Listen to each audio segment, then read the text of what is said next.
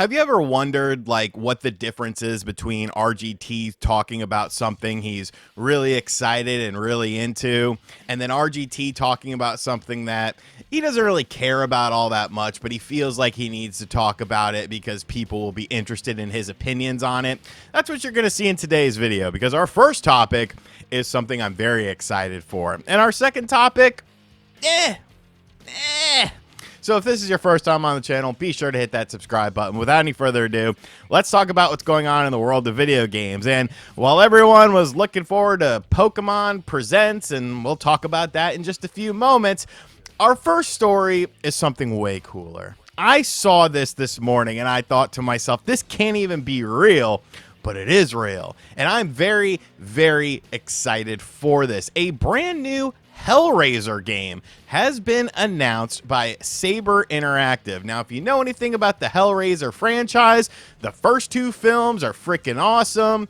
Your mileage is going to vary with pretty much everything after that. There's some highlights, there's some lowlights, but it's definitely a horror franchise that I thoroughly enjoy. I enjoy Pinhead and the Cenobites and stuff like that. And Hellraiser was originally supposed to be a video game on the NES of all things. It was going to be a Color Dreams game that ended up not happening because the company ended up going to Wisdom Tree and making Christian games instead to milk that audience and getting all the Christian bookstores that were in various churches at the time. It was a very interesting decision, but one that was very lucrative for them, and we never got a Hellraiser video game. But now there is a single-player experience game coming to us within the Hellraiser franchise. Doug Bradley, who is the original Pinhead, will be reprising his role, which he hasn't done in many of the more recent films. So that is a huge get. That means you'll have the proper voice actor of Pinhead and, of course, the proper look of Pinhead. It appears that all the Cenobites are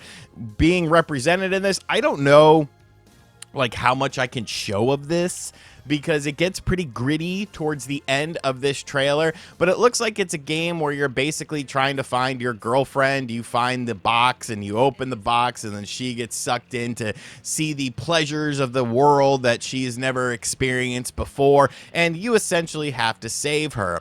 I'm not sure like combat wise what's going on. They did show a little bit of melee combat, which I thought looked pretty cool, but this looks awesome.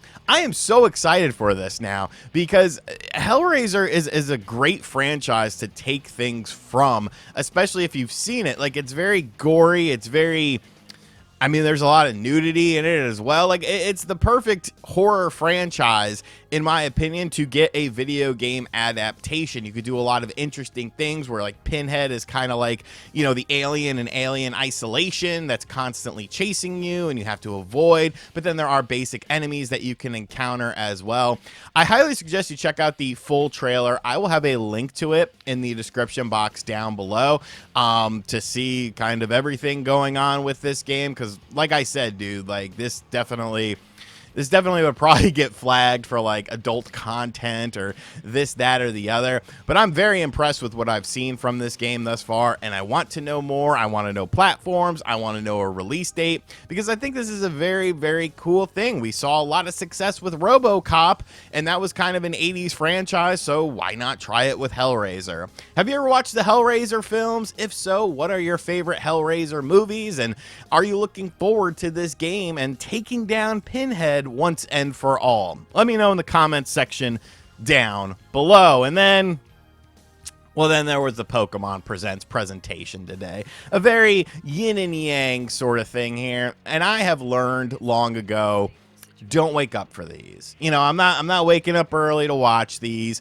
I'm not gonna, you know, live stream it and act like I'm excited and put on my O face, because 9 times out of 10 these presentations are essentially just updates, things that don't have anything to do with video games, just within the Pokemon universe. Yet people think that there's always going to be these huge stunning announcements at these events. And spoiler alert, there wasn't really any sort of huge stunning announcement at our Pokemon Presents presentation today.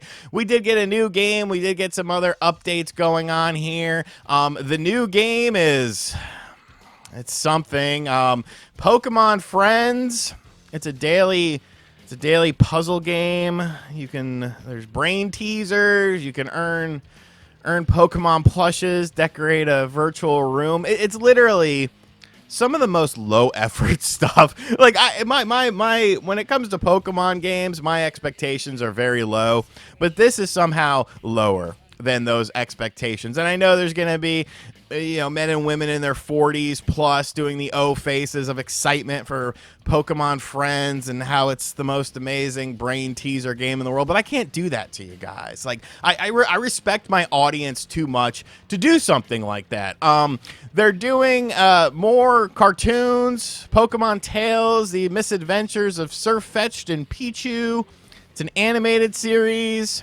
Coming in 2027, so you clearly don't have much stuff to talk about if you're talking about an animated series for 2027. They did an update on Pokemon Champions that comes out in 2026, which is a battle-focused mobile game that's also coming out on Nintendo Switch 1. I should also mention Pokemon Friends will be coming out on Nintendo Switch 1. Pokemon Concierge, new episodes coming to Netflix on September 4th. Pokemon Scarlet and Violet, getting some shinies. Pokemon Go, Pokemon Sleep. And they did another trailer for Pokemon Legends ZA. They showed some Rogue Mega Evolutions. And this was pretty much the presentation. And I feel like, as an outsider looking in, because I'm not a hardcore Poke fanatic or anything like that, but as an outsider looking in, I have to feel like this was a bad presentation for a lot of Pokemon fans. And I could be wrong. They're also doing a theme park in Japan that probably groundwork hasn't even started on. Like, the whole presentation itself, from what I watched, felt very cobbled together. Like almost like, oh my God, we have this Pokemon Presents presentation coming up. We don't have anything for it. Let's throw something together real quick so that we can that we can have this presentation and, people can watch and know about the future of Pokemon. And that's as an outsider looking in. Maybe the Pokemon diehards, the Pokemon fanatics are very excited for this. Maybe they saw things that they loved in this. Maybe Pokemon Friends will make them friends along the way. I don't know, because I'm not super deep into the Pokemon universe. But the thing I got from this Pokemon Presents presentation is that expect nothing. Like, expect the bare minimum, as usual, as you've come to expect from Pokemon. I think the two most interesting things are the fact that now this clears the runway for a Nintendo Direct, and there's a new Nintendo Switch bundle consisting of Pokemon Legends ZA coming out this holiday season. And I find that very interesting because I think that that's the big game for the holiday season. That was kind of something we had been speculating about. Is Nintendo going to have a big first-party title for the holiday season? And I think that they're just considering Pokemon Legends ZA to be that big title, even though it's a cross-generational title. Like, why else would you make a system bundle with that unless you are expecting that system bundle to be very successful? You would think that they would do like, obviously they're getting rid of the Mario Kart World bundle, but if there was going to be another big holiday game, something that is a tentpole title, that's the word that people like to throw around nowadays, something that's big, you would think that would be a system bundle, not a Pokemon Legends ZA game that is also available on the Nintendo Switch 1. But I mean, this is what they're doing. It's $499.99, comes with a digital version of Pokemon Legends ZA. I don't know, man. If that is the big holiday game, that is a bit of a disappointment, in my personal opinion, because I don't really think this game looks all that great, but it could end up being really good. And, when you look at it from a business perspective, which you have to look at it from that way, Pokemon is very popular. They just sold you a 24-minute presentation where they said absolutely nothing of great interest, yet people are still excited for this stuff, and they think it's awesome, and, it's the greatest thing in the world. So from a business perspective, it does make sense, but it does kind of concern me that, maybe it's just going to be smaller titles this holiday season. Maybe what we know is what we actually know. And if so, is that going to be enough to satiate the Nintendo Switch 2 owners and their thirst and quest for new games? That's a question we're going to have to answer once we get to that area. But that's what I got for you guys today.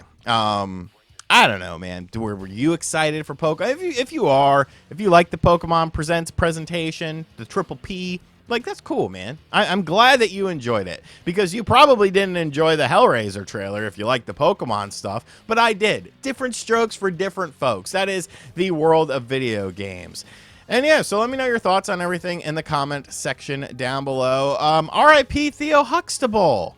That broke my heart yesterday. You know, sad to see him pass away. You know, he was very young, all things considered, and you know, absolute tragedy, man. He seemed like a really good dude. You know, the Malcolm and Jamal show, he was in other shows as well, but obviously, you know, he was known for Theo Huxtable. It's always hard to see like people that you grew up watching pass away, because it kind of shows you that, you know, time is an ever evolving thing and you're getting older, and you know, tomorrow's not guaranteed. So, you know, man, RIP to Theo Huxtable. And as always, guys, thank you for checking out this video. If you are new to the channel, make sure you hit that subscribe button. Be sure to like, comment, and share. Hit the bell for notifications as well. And as always, I'll catch you guys on the next video. Later.